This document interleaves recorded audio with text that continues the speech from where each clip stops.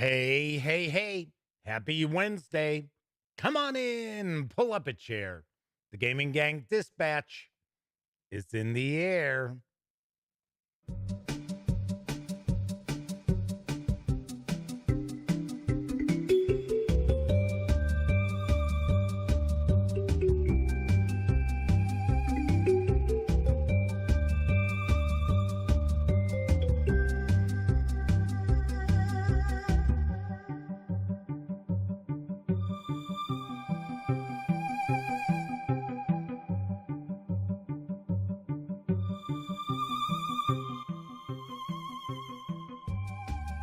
Howdy, howdy, howdy, gang.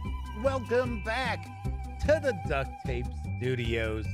I'm Jeff McAleer, your host, here at the Gaming Gang Dispatch, brought to you by, incredibly enough, thegaminggang.com, of which I happen to be the founder and editor-in-chief.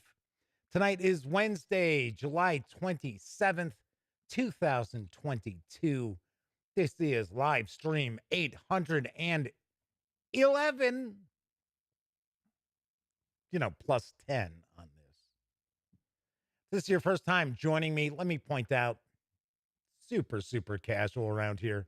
Just hanging out, talking about the latest in tabletop gaming news, and then normally taking a look at a tabletop game release. Every once in a while, I'll do a live review, but for the most part, it's usually first looks. And tonight is no different. I'm actually going to do a bit of a double dip as our Hyperborea week wraps up with a peek at the Atlas of Hyperborea. And then the first adventure for this new third edition of Astonishing Swordsmen and Sorcerers of Hyperborea, or just Hyperborea. It is the late Trapper's Lament. I actually cut this a little bit so we can take the shrink off it real quick, and out dropped a bookmark. So that's kind of cool. Definitely think that's pretty nice. So we're going to take a peek at that. But of course, we're going to lead off with the latest in tabletop gaming news. So if you are tuning in to check out more of the Hyperborea releases from Northwind Adventures, sit tight, relax, kick your feet up. I'm sure it's been a long day. You're in no hurry, hopefully. So it'll be probably about 35 minutes or so before we take the double dip. Of course, if you're watching this after the stream ends, at least 30 minutes or so, there should be timestamps so you can jump right to where you want to go. So if you want to skip the tabletop gaming news, although we've got some pretty cool news tonight, so don't skip it. But if you do skip it, you'll have timestamps. And depending on the device you happen to be watching this on, timestamps might be right there in the timeline of the video on your screen, making life so much easier than having to go take a look in the show notes and, oh, look, there's a little link. All righty.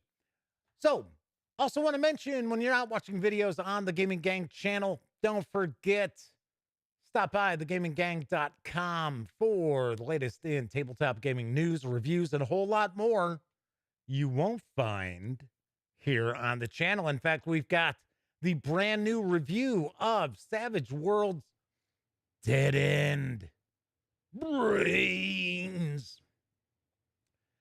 Yes, that review is from Samantha Lightheart.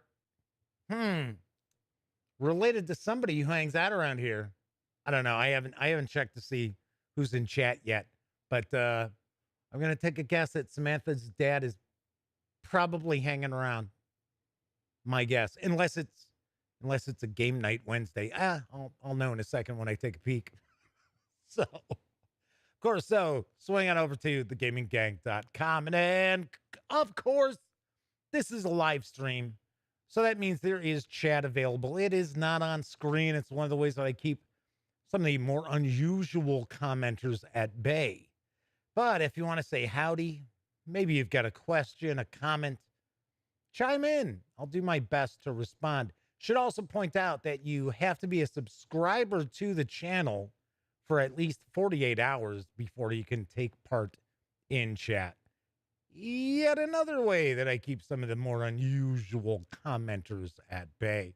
So I know the first person in chat tonight was Mr. Eddie T, because Mr. Eddie T likes to comment before the stream starts, and that knocks my little intro off. So I have to add it again. It's no big deal. I've learned to make sure to copy it. So if anybody says, hey, everybody, before the stream starts, I can just cut and paste it right back in. But it's kind of funny. Mr. Eddie T does that all the time. It's fine. Yes, there we go. There's the madman. So Mr. Eddie T's here. The Motor City Madman. That's right. Samantha's dad, who a little nepotism works, pretty well to get jobs as reviewers at, no pay, just free games. So who else we got? Coco B is with us, and said Coco had some issues, technical difficulties last night, and ended up having to catch the show on Memorex. Well, at least got to catch the show. Kevin's here. Kevin R. Smith. Yes, he joined us pretty late last night.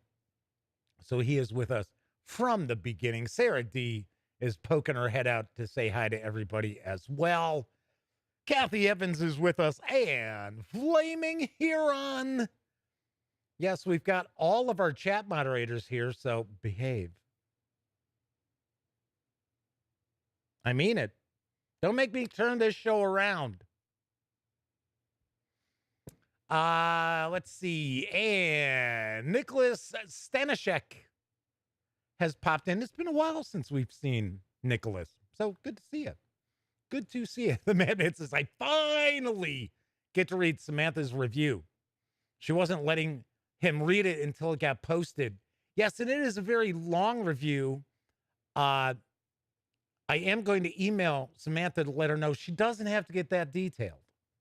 She doesn't have to write a novella about these role-playing games. So, but yes, that was a very detailed review of Dead End. So it is not your typical zombie role-playing game. So there is that. And I apologize. It took a little bit of time to get that review up. Those of you who follow the show, and I know the madman knows this, things have just been crazy. Been crazy. So Flaming Heron says, Samantha takes her job seriously. She does. She does. So, sweet. All right. So I've got my howdies out. So Kevin says that they know from experience, cutting a review down can be hard.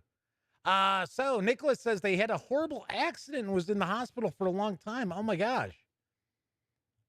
Got double pneumonia there after surgery, then COVID when they got home. Man, that's like quadruple whammy. Hopefully you are on the mend. So good thoughts heading your way. So thanks for taking time to join us. So hopefully make you feel a little better. Then again, it's me. Probably make you feel worse. But I'll try. I'll do my best. All right, so let's jump on into the news because I've got quite a bit cooking tonight. Coming this fall from Game Brewer is Oak. Here's what I know. In the center of a vast but secret forest stands the arch oak, a majestic tree that was already a sapling when the world was still young. It is even said that from its wood, the gods crafted the first humans and animals. Druidic orders from far and wide flock together around its roots to bathe in its glory. Archdruids sanctify sacred places and erect rune-etched monoliths, while bards tell the tallest tales to recruit a greater following. Ovates read the omens to gain a glimpse of the things to come, while sacrificers use force to defend their order's beliefs. And I would assume make sacrifices. Oak puts you in the role of the leader of one of 4 different druid orders, with you attempting to establish that your order deserves to be chosen by the Arch Oak spirit to stay and learn its secrets. Your order starts out small and insignificant, but if you choose your actions wisely and use your druids efficiently, you will see it grow in power and stature. You will gain the friendship and help of otherworldly creatures like the mischievous brownie, the terrible marrow, and the magical pixies.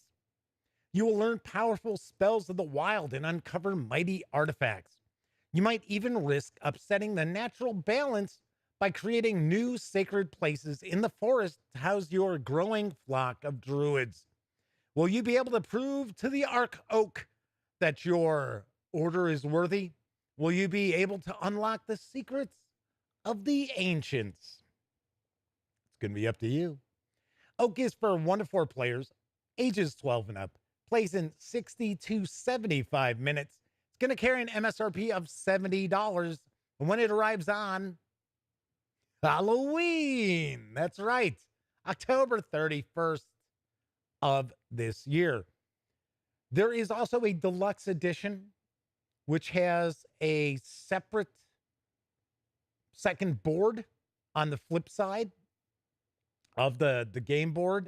And I think there's some optional rules, and I think there's a boost in the component quality as well. I do not have a price on that. So I believe the retail edition, which is what we are looking at here, is the MSRP of $70. But it sounds very interesting. So here's something I'm kind of curious about. Isn't Game Brewer the company that used to be The Game Brewer?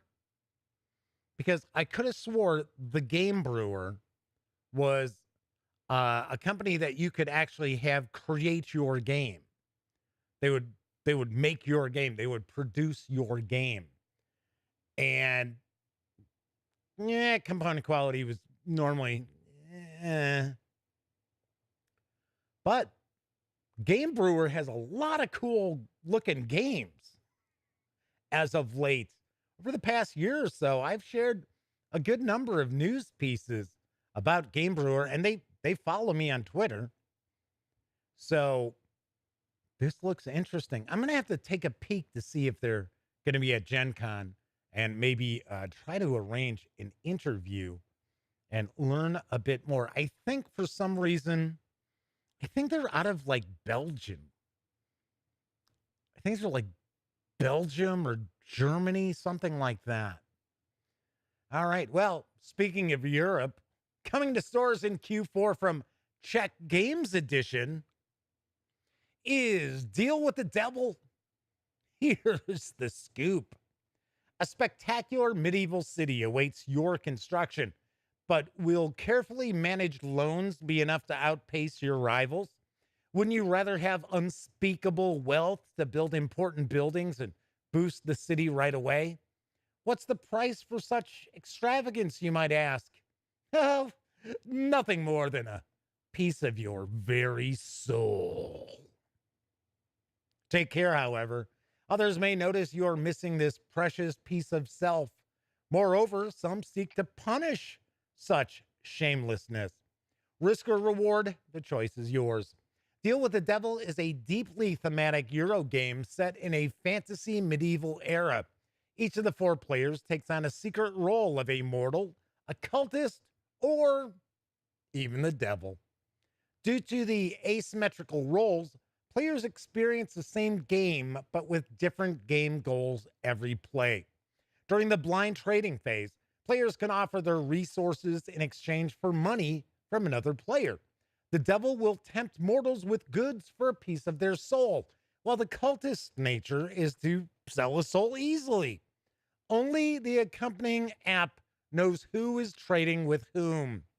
But beware, showing off how well you are doing can attract unwelcome attention and the suspicion of other players. It also may pique the interest of the Inquisition. No one expects the Spanish Inquisition. Bring in the comfy chair. Anyway, it may also pique the interest of the Inquisition, which is eager to punish those who cannot prove their souls remain intact. There are many dynamic strategies to experiment with across each playthrough. Will you sell pieces of your soul early on to boost your city building prowess at the risk of future punishment from the Inquisition? Or will you carefully manage loan and debt repayment while waiting for others to inadvertently reveal their nefarious nature? Every choice has a consequence, and each role has its own unique strategic approach to explore. Deal with the Devil is for 4 players, ages 14 and up, plays in around 120 minutes. It's going to carry an MSRP of $64.95 when it arrives in late 2022. This is slated for a Q4 release. Yes. Anyway, this looks kind of interesting. Now, I am supposed to talk with Czech Games Edition at Gen Con. So, and the reason why I did an interview last year with their PR person, who I think has now moved on. She was new last year. Now she's gone, which doesn't seem to be unusual anymore. We see these people come in and they're like their marketing manager, social media advisor, or whatever they want to call themselves. And then they hang around for like 6 to 12 months and then they're on to somewhere else. Strange. I would say something, but I don't want people to take this in a sexist way. But strangely enough, I noticed that there are a lot of companies that have men who are, they're like marketing, they're PR, and they hang around forever. So, I mean, like GMT has Tony Curtis. Tony Curtis has been there for the 13 years I've been doing this. Well, I should say 12 plus years doing this. And there's other people like in the industry too, like Chaosium, stuff like that. I don't know. I don't know what it is. I'm not trying to, make it like, oh, it's gender related. It's just something that I have noticed. So don't know. Anyway, back to the game. This looks kind of interesting. Although I have this weird vibe that there are going to be some people out there who are going to take offense to this being a game where you can sell pieces of your soul to the devil, even though this is a fantasy setting. I think we're going to see that. I think we're going to see it. So Russell Higgins is with us as well. So, Christopher Rush has joined us. I knew there was somebody else I had missed. Says they're here cooking supper with Jeff's dulcet tones in the background. Oh, yeah. I don't know if that's the word I would use, but, All right. Moving right along. Another late 2022 release is Hickory Dickory from Plaid Hat Games. Here's the skinny. Hickory Dickory Dock. No, I'm not going to do Andrew Dice Clay. Ooh. Talk about a comedian whose career went in flames. Hickory Dickory Dock. Behold Lord Cuckoo's squawk. Return his hoard for your reward by traveling round the clock. Hickory Dickory Dock. Leap, scurry, and gather stock. You'll soon savor noble favor of the mad king of the clock. In Hickory Dickory, players control a team of mice competing in a royal scavenger hunt hosted by Lord Cuckoo. The mice will ride on a cuckoo clock's minute hand as they search for items that match their hunt card. The adorable mice will jump off the hand to collect item tiles and perform various actions that will help them gain berries, aka victory points. Once the clock strikes midnight, the hunt is over and the mice will show off their scavenger hunt cards to Lord Cuckoo. Berries will be rewarded for rows and columns completed on their hunt card, and the mice team with the most berries wins. Hickory Dickory is for 1 to 4 players, ages 10 and up, plays in around 60 to 120 minutes, which I find very odd. This does not look like a 2-hour game, but I did double check, and there are multiple sites that are indicating an hour to 2 hours on this game. It's going to carry an MSRP of $59.95 when it arrives in Q4. I like the artwork. The artwork looks pretty cool. So I like the way the layout looks. I thought that's kind of cool with the cuckoo clock. And then, of course, the minute and hour hand. Well, I assume the hour hand. We know the minute hand moves around and the mice ride on it. So, kind of cool. Madman says, Deal with the Devil does look interesting and is curious if he can sell his soul for $1 billion winning lottery ticket. I'm not the guy to ask. I am not the guy to ask. Madman's also talking about Halloween. For those who are not in the know, the Madman puts on a fiesta of Halloween. It's actually he shared a short video that I put up on one of the streams this few years ago. So yes, invest a lot into decorating for Halloween and scares all the neighborhood kids so that he can keep and eat all that candy. I understand what the deal is. I know people who do this stuff. That's all about the candy. Ooh, candy. Let's talk about some role-playing game news, because right now you can score savings with the legendary Epic Monsters bundle at Bundle of Holding.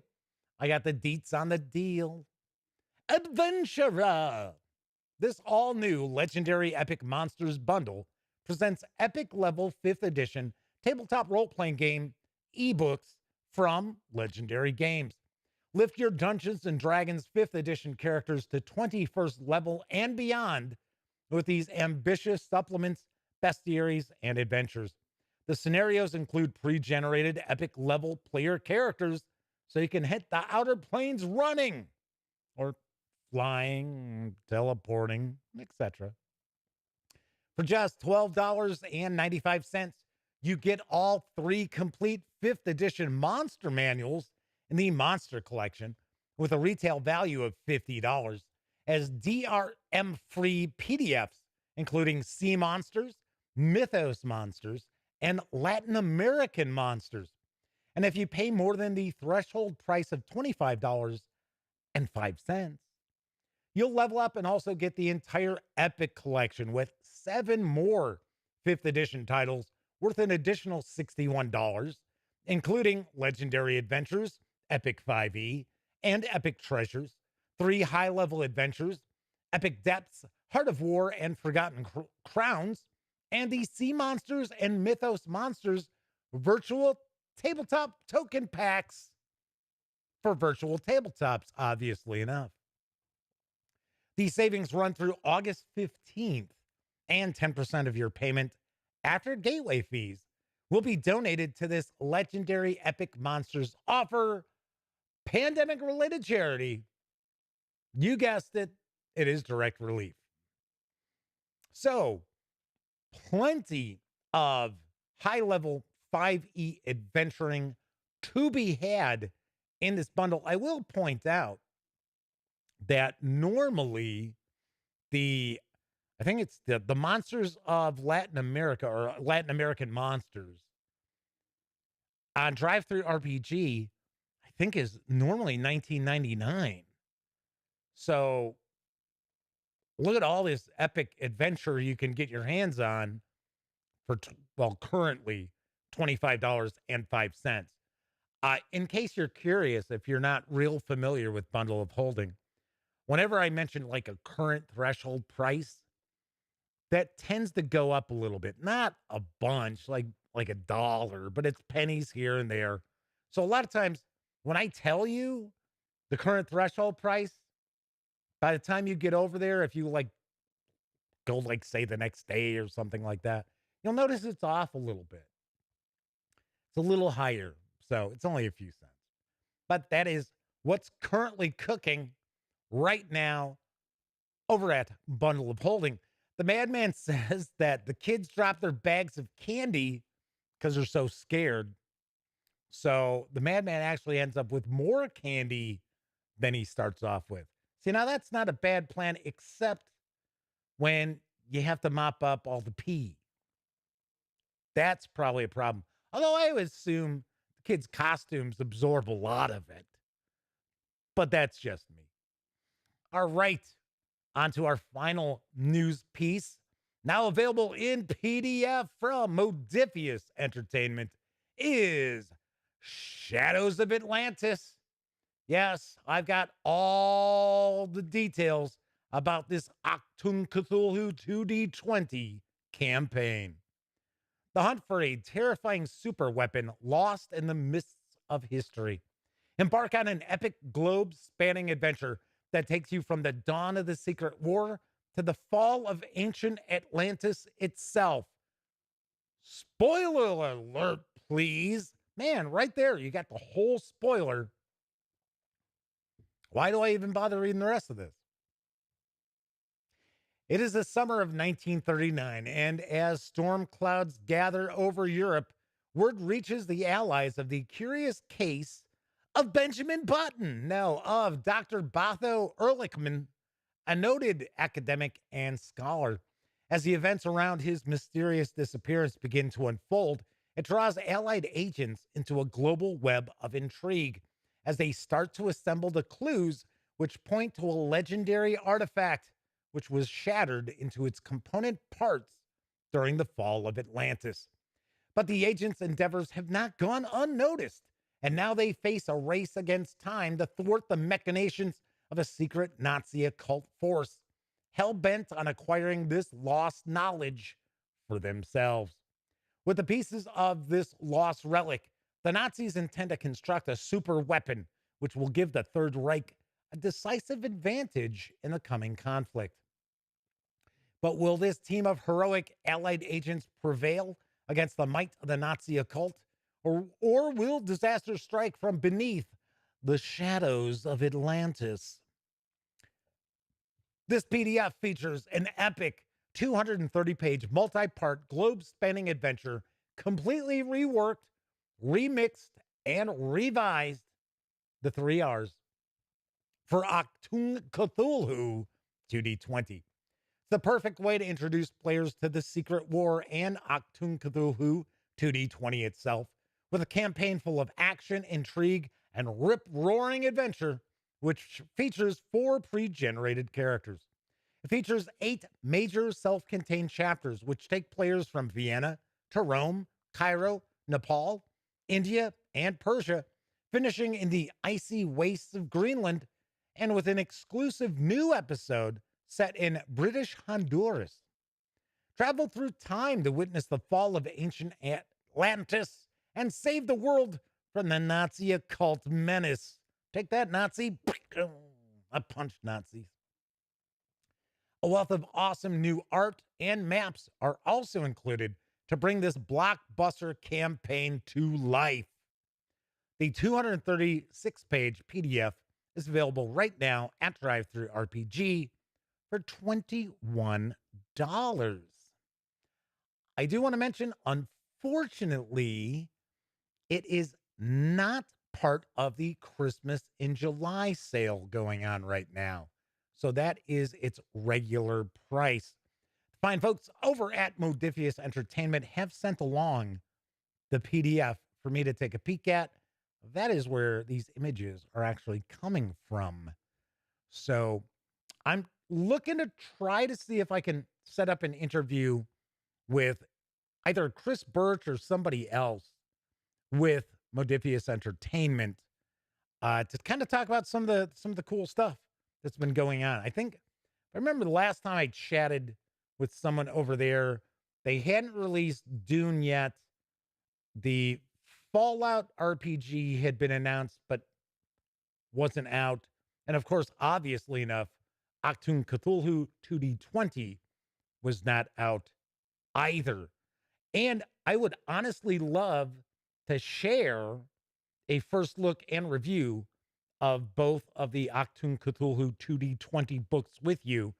I have the PDFs, but PDF videos are boring. They're just so boring. I can barely keep you people entertained with, actual video of a product. God forbid I just try to roll out the PDF, right?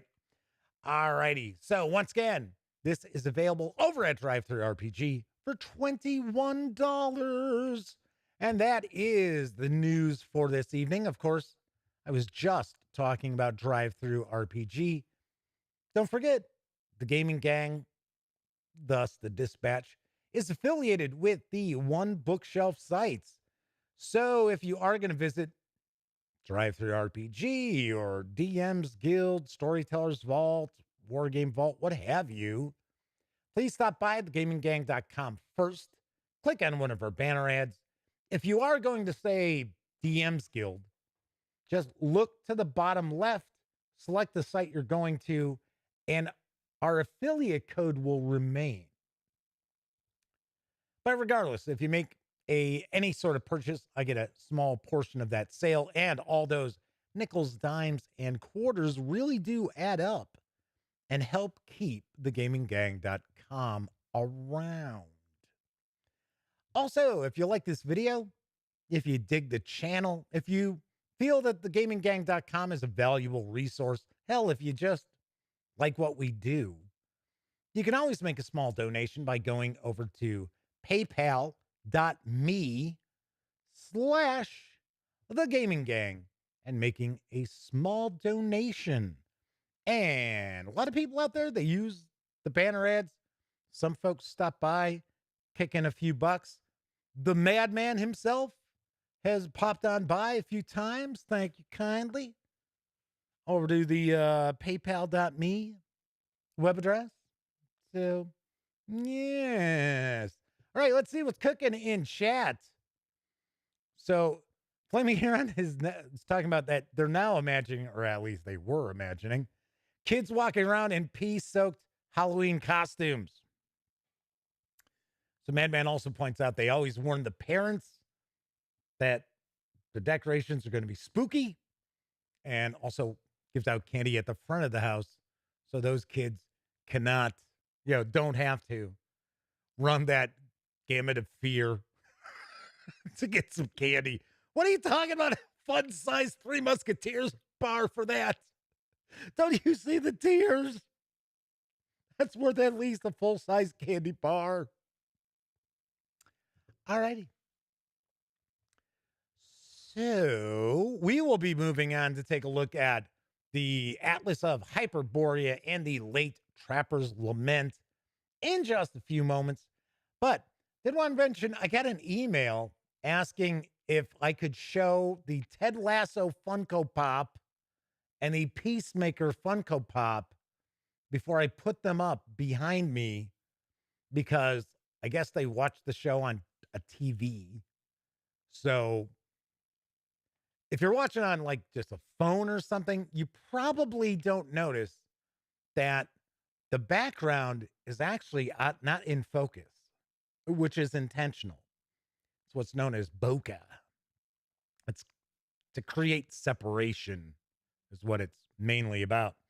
But you really don't notice that unless you're watching on a bigger screen. So, but they said, I'm not going to be able to see what they look like. So here is Ted Lasso. And as I had mentioned before, he's standing there with his hands in his pockets. Hands, I should say, in his pockets.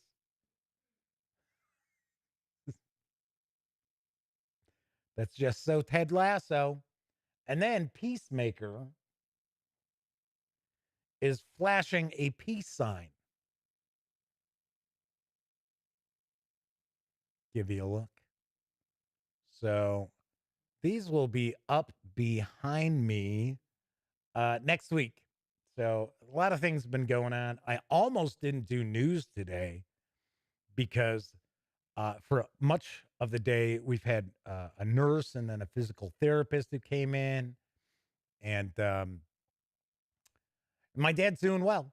My dad's doing real well. But, you know, now there's probably a couple weeks of some home care, you know, a couple days a week. And then it's got some, you know, physical therapy and things like that. But all good so far. All good so far. Knock on wood. So far, so good. So the Madman says that they do hand out full-size candy bars. They want the kids to enjoy Halloween as he remembers it as a kid. So the Madman wants to know, did I check out the D&D Tavern for the D&D Honor of Thieves movie? We saw the outside of it. And it's funny because Elliot was like, dude, we got to go there. Dude, we got to go there. We can get in, man. I'm telling you, we can get in. So they had a party. They had a private party Thursday night. And then we passed it a couple of times. And there was almost never a way for it because there was supposed to be a waiting list. So if you were on the list, which I was not, because I didn't hear about it in time, because you gotta keep in mind, my D&D contact is for Wizards of the Coast, not for who's it, Sony or something, I think, making the D&D, or is it Paramount? Somebody, anyway. So, of course, obviously enough, they don't do PR for them. So by the time I heard about it, I went, checked it out. It was filled up. So said, if you want, you can go and wait outside and be in the I think they said will call, but that's not really what will call is. It's just a waiting, space. And Elliot's like, oh, but we got press passes. We'll get in. Well, we all didn't have press passes, so that was going to be a problem because Elliot didn't have a pass at all. Once again, long story, not going to get into it because it's irritating. Had nothing to do with me. I did what I needed to do. And I was like, you know what? I don't want to walk all the way over to this because it wasn't like right outside the convention center. It was down the street a bit. And I think I already pointed out, we walked about 50 miles over those 5 days. And I was like, come on, man. And it usually we'd be somewhere that was about 3/4 of a mile away from the tavern. So it was like, I don't want to have to walk 1.5 miles if I don't have to. So we did not. We saw it outside. They actually had an outer facade of like what you would expect to be a tavern. I mean, it wasn't like real bold or anything like that. It didn't really stand out, but it had like a wooden facade and windows and things like that. We couldn't see in. And like I said, saw a few people who were standing there waiting to try to maybe get in. Because if you were if you weren't on the list, you could go stand there, and for every person who would leave, if they didn't have anybody else who was on the list standing there, then they'd let one person in. I was like, I don't want to do that. Just me. Yeah, if I were, 25 years old, maybe I would have stood there. But seeing I'm not, and I had other opportunities to have fun, I didn't bother. So there's kind of a long-winded answer for you. All right. So we are going to jump on in, take a look at 2 more Hyperborea releases. But first, I think it's time for a brief intermission. It's intermission. Rise and stretch time. Time to refresh yourself and visit our snack bar. Got a yen for hot popcorn? Your favorite soft drinks are sparkling cold. The juicy Frank's sizzling hot. There's delicious coffee, freshly brewed, and all kinds of ice cream and candy to tempt you. Showtime will be announced loud and clear to get you back to your car in time. So stretch your legs. Come to the snack bar now. That's $65 for a cup of Wilkins coffee? $65? You want me to go in there looking like a bum?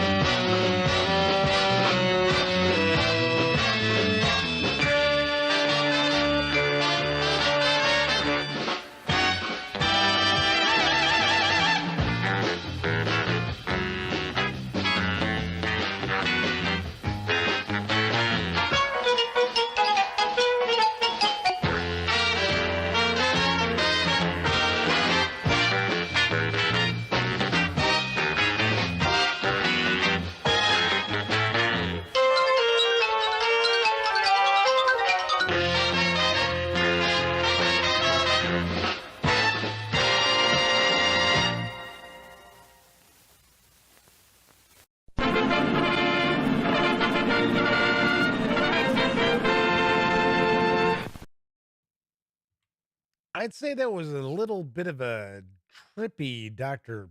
Pepper intermission ad there.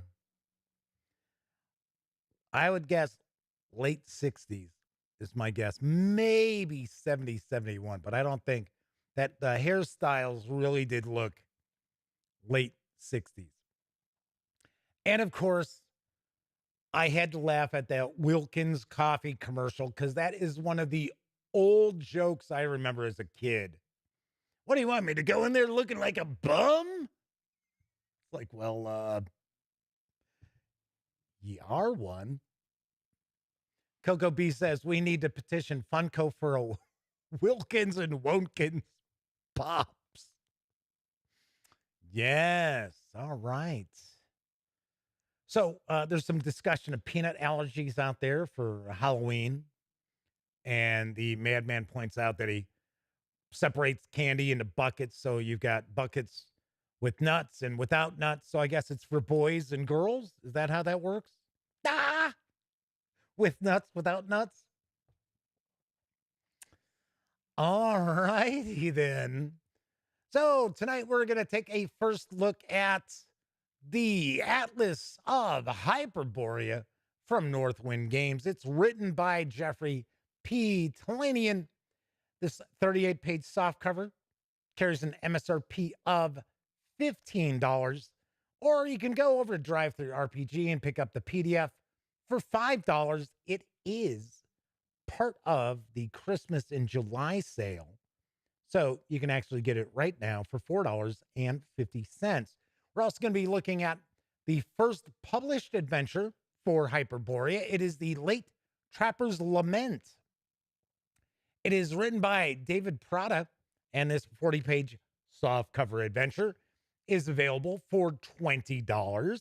Or you can grab the PDF at DriveThruRPG for $10 normally, $8.50 with the Christmas in July sale. So Tessie Trekkie has joined us and mentions Rocky Mountain oysters. I have never had them. I never want to really try them either. I do know some people who have eaten them, but just not my style. Looks like the volume on the mic was a little low. So I'm going to adjust that. I was going to say last week there were, or no, I'm sorry. Yeah. Okay. Last week I had shows, right? I thought the mic seemed to be almost clipping a little bit. Not technically clipping, but it sounded like it was getting close to clipping. So I dropped the volume down a little bit. I don't know. We'll see. Let's swing on over to the other camera. We're going to get started with the Atlas of Hyperborea. Let's get the shrink wrap off. I'm taking a guess, since this is an atlas, that it's just simply going to be maps. And the cartography is provided by, what in the world is going on with this plastic? Like, is it crazy glued on there? Anyway, I assume this is just maps, but I believe the cartography is done by Glenn Seal, our pal from Monkey Blood Design and Publishing. So there you go, right there. There's Glenn. All right, so let's dive on in, take a peek. So once again, I do want to remind you, this is not a review copy. This was not sent to me by Northwind Adventures. This is part of the Kickstarter fulfillment. So the $100 pledge included the player's manual, referee's manual, this atlas, and the adventure we're going to look at in just a moment. And the paper stock's pretty good. Pretty cool with this.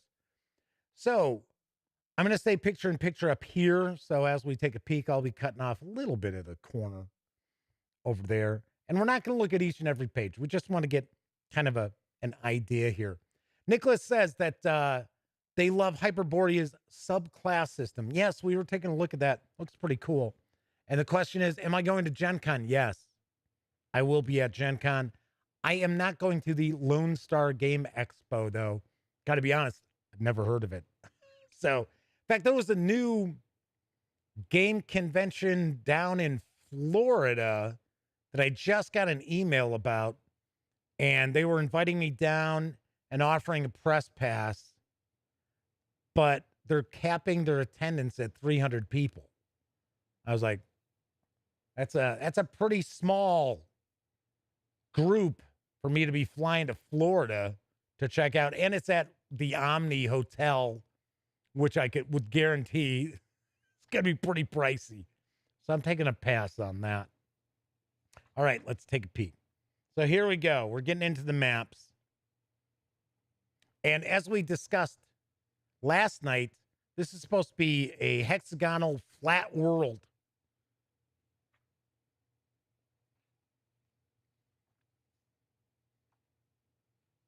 So it looks as if we get on the left side, it's showing us the world itself, and then a red box, which is indicating where is this map from.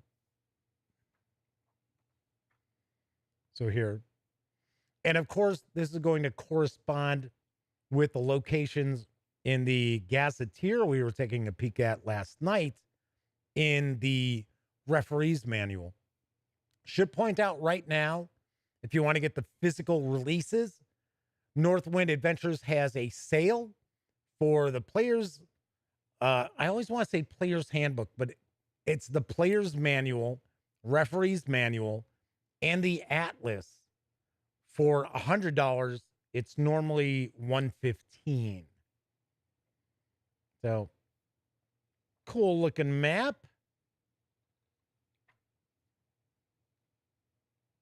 The Zangarios Islands. Alice Mercury.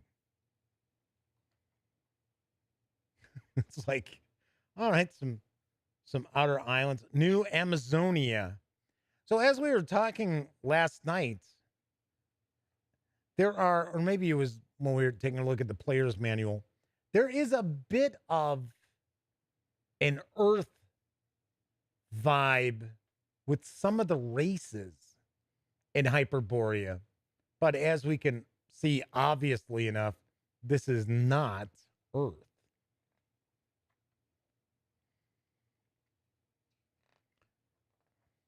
Cool. Not much here. The floating island of Paradoxon.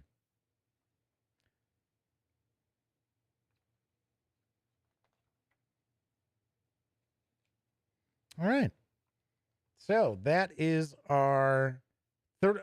Did I say 38? I guess it's 36 pages. Thought it was 38. And then we get our index and some other geographical and notable features are mentioned here as well. So I would say, oh, there you go. There's the Ling Plateau. So yes, there's a little bit of a Cthulhu mythos aspect to this as well. So if you've missed the other two videos, Hyperborea is a sword and sorcery retro clone. It is built on the bones of Dungeons and Dragons, but with a lot of changes. And as Nicholas had pointed out, it's got this subclass system that's pretty cool. So like the fighter has like a dozen subclasses, including the paladin and the ranger and the wizard or magic user, what have you. I think there's like 8 different subclasses. So that is the Atlas. Now we're going to take a look at the adventure, which is where that bookmark popped out of.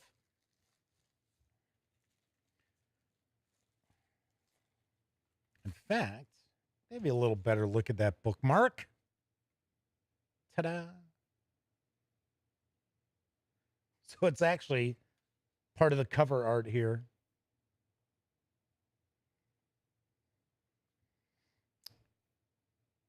Keep in mind, this is an adventure. So if you are someone who's hoping that your game master is, or in this case, referee, is going to be running this adventure, then I would definitely recommend you tune out now. I don't know anything about this adventure outside of what's on the back of this, which we're going to read in a sec. But just paging through some of it, obviously enough, there's going to be some spoilers. So Nicholas says, nice updated version of 2E, but only humans. Yes, there are no demi-human classes, or races, I should say, which I was a little surprised.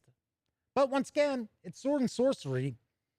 Sword and sorcery usually doesn't have halflings and elves and sometimes dwarves, but not the dwarves we're thinking. You there, Marines, I have a task for you. Come earn your keep, dogs. Your party has accepted work as Marines aboard a cog called Otherworldly Obelisk. The ship is berthed in Ragnarheim, a Viking town of New Vinland, with plans to continue to port Zangarios, but some of the expected cargo has not arrived. A local trapper was due hours ago with a bundle of valuable ermine pelts. His tardiness is uncharacteristic. The captain orders you to locate the late trapper and, more importantly, return with the pelts. There you go. I don't care about the trapper, just get those pelts. But something is amiss out in the hoary wilds of Hyperborea. So you may recall I was kind of curious about how many adventures, what kind of adventure support is Hyperborea going to get? There are actually quite a few adventures, and they are Hyperborea. They have this trade dress, so that it does not have the astonishing swordsmen and sorcerers of Hyperborea trade dress. They have the new Hyperborea trade dress. I think, just taking a peek, I think there were like 8. So that is a good number of adventures out the gate. So very cool. So this is supposed to be for first level. So this is introductory. So here we've got a map of Seawolf Island. So this is levels 1 and 2 is what this is actually designed for. Information for the players. The Hyperborean Sea can be a furious mistress. Was it a redhead? You all have started to earn your sea legs after a stormy, turbulent week, and a small cheer, hooray, is raised on the deck when the lookout sights land late on the 6th day. You'll berth in Ragnarheim, a small Viking town of New Vinland, before continuing your voyage east to Port Zangarios.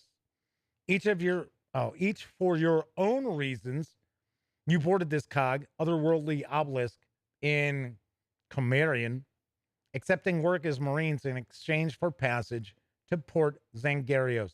Perhaps you seek adventure and fortune in a foreign port, or maybe you need to vacate the city with expedience. Regardless, lacking in coin, you've been subjected to menial labor in exchange for sustenance, lest your meager pay as Marines be docked.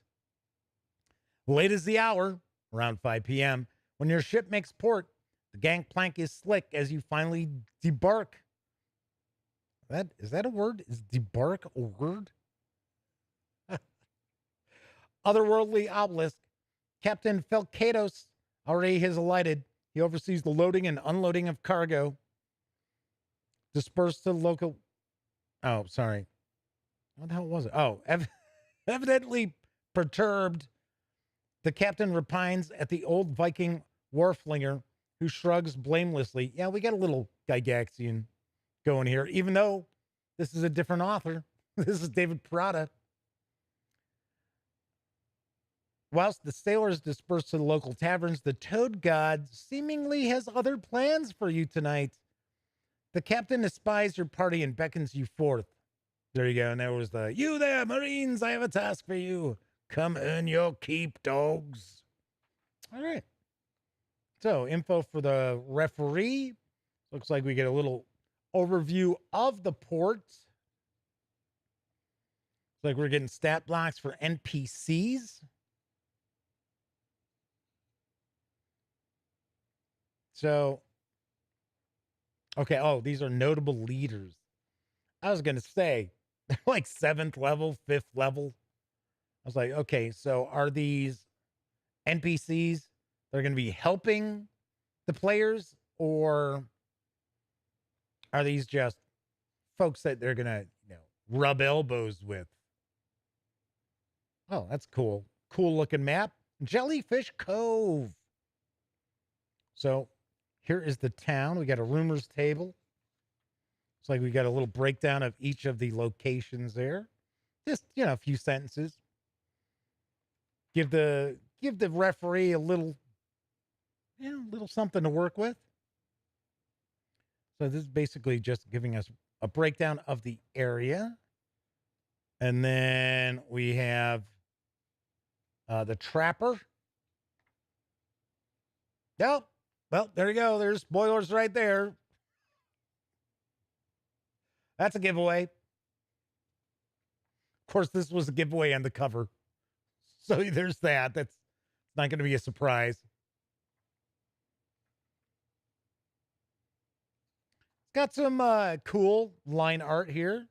And of course, once again, we get these borders with the spears with the snake entwined around them. And then we get a couple of new monsters and a new magic item. That looks like advanced technology there. So there was a bit of a discussion, and Nicholas is probably going to be best suited to answer this. So I have not dug into the books yet, but I thought this is supposed to be a setting where it's there is some high tech from an ancient civilization that has fallen. So it is sword and sorcery, but I always like this if you're looking for like a more modern series of novels. Michael Moorcock's Hawk Moon takes place in kind of a sword and sorcery setting, but there's also some advanced technology that's left over from a previous fallen civilization. And I think that's the case with this as well. This About 92 popped in a while back. Good to see you. Thanks for swinging on in and hanging with us tonight. So there you have the late Trapper's Lament, which, funny enough, just from the few pages I was sharing, I was kind of like picking up spoilers, and I'm like, ooh, oh. So I'm trying to kind of get through that relatively quickly. Nicholas points out that Northwind Adventures simplified the name to Hyperborea in the new edition. Yes. Yeah, because, Astonishing Swordsmen and Sorcerers of Hyperborea doesn't really roll off the tongue. I know a lot of people had abbreviated it to ASSH, but Hyperborea works well also. So this one's $15. You can grab the PDF right now at the sale price on DriveThruRPG for $4.50. It's normally $5, and this is $20. But you can grab the PDF once again at DriveThruRPG right now for $8.50. It's normally $10. So there you have the final 2 releases in Hyperborea that I received from the Kickstarter. So that is going to wrap up Hyperborea week. I am going to start digging into these. I do have Castles and Crusades ahead of this. So you probably already know I'm trying to lean more towards role-playing games. And Elliot's coming back. When, I don't know. We had this discussion. It's sort of like, dude, you can't come on the show for episode 800 and we announce that you're coming back and like months later post your first video. It's not going to fly. Anyway, weirdly enough, I should mention that my neighbors next door, who I don't know very well, I know them enough to say hi. Yeah, they're about my age. The wife and mom has called me to check on my dad and things like that. So she came over on Sunday night and we were talking a little bit, and she happened to ask how my website and that was going. She said, you cover like computer games, right? I said, no, I cover board games and role-playing games and all that stuff. Here it turns out her son, who's probably mid-20s, late 20s, actually get together with his friends to play games, something like, I think she said once a week over at their house. I was like, really? So, well, here's my card. I said, your son may actually know who I am. So, all righty. Cool. I thought that was just small world, right? Just goes to show you that our hobby is really growing quite a lot. It is still a niche hobby. People who think that it's like, oh my gosh, we like compete with like computer games. It's like, no, we don't. It's like, no. But still, pretty solid hobby. All in all, I would say this is a much more popular and profitable hobby than trading cards, I would think. I might be completely wrong, but I think it is. Alrighty. So what's cooking next week? As I mentioned yesterday on Monday's show, we are going to take a look at Dark Archive for Pathfinder's 2nd edition. And this is kind of a horror supplement.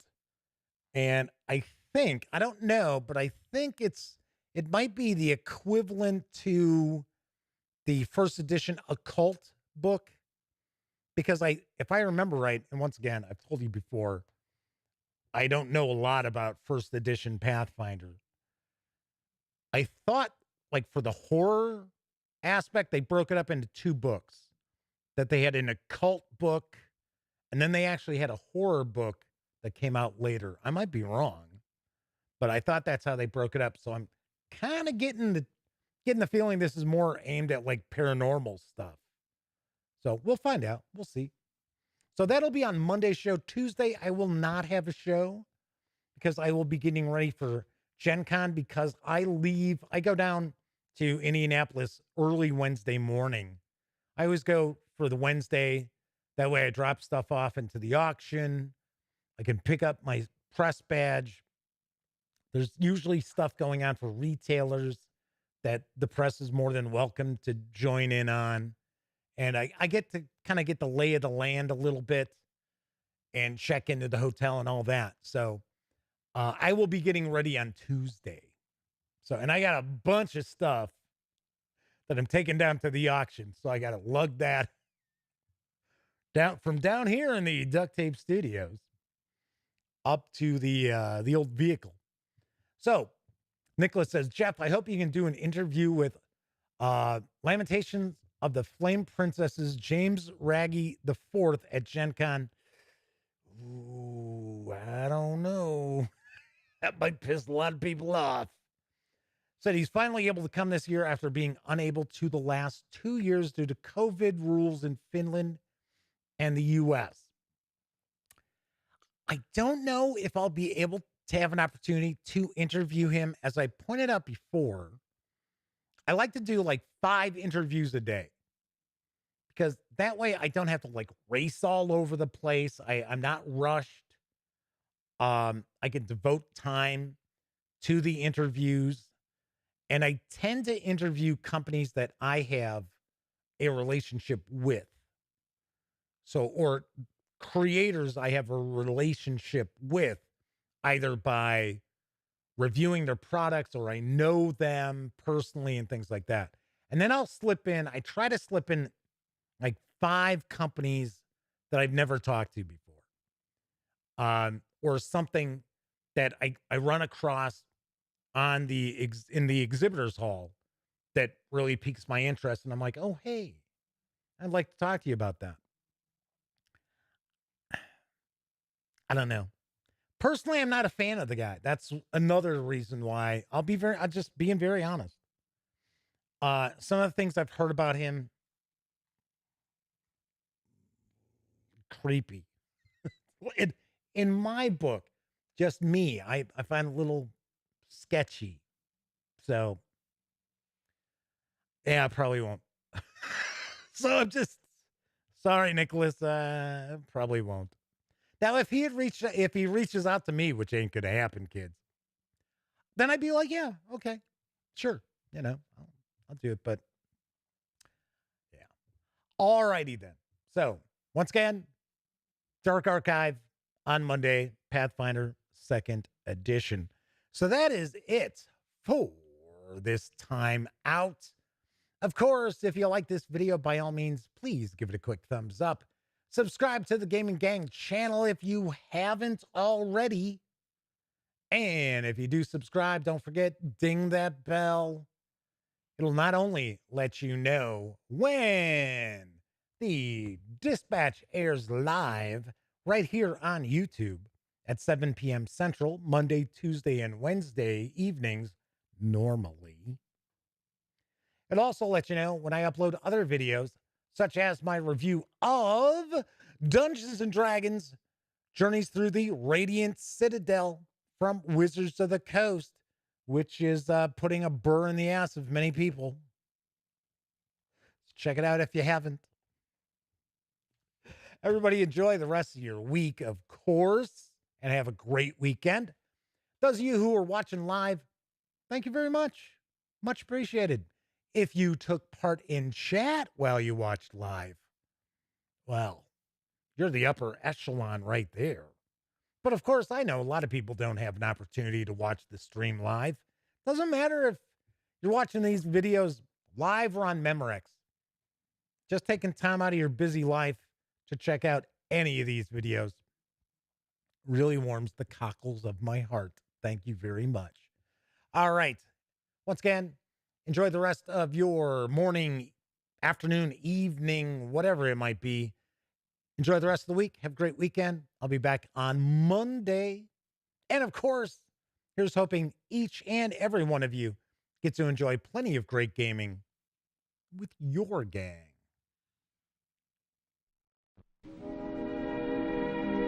And now, folks, it's time to say goodnight. We sincerely appreciate your patronage and hope we've succeeded in bringing you an enjoyable evening of entertainment.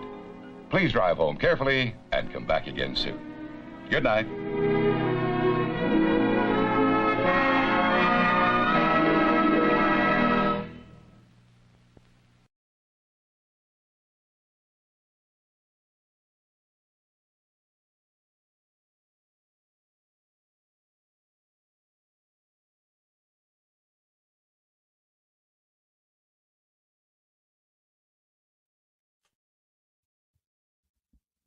Oh, hey, you're still here. Well, if that's the case, by all means, subscribe to the Gaming Gang channel by clicking right here. Check out the latest episode of the Gaming Gang Dispatch, or find out what YouTube recommends you check out from the channel. And of course, once again, I'm Jeff McAleer. Thanks for watching.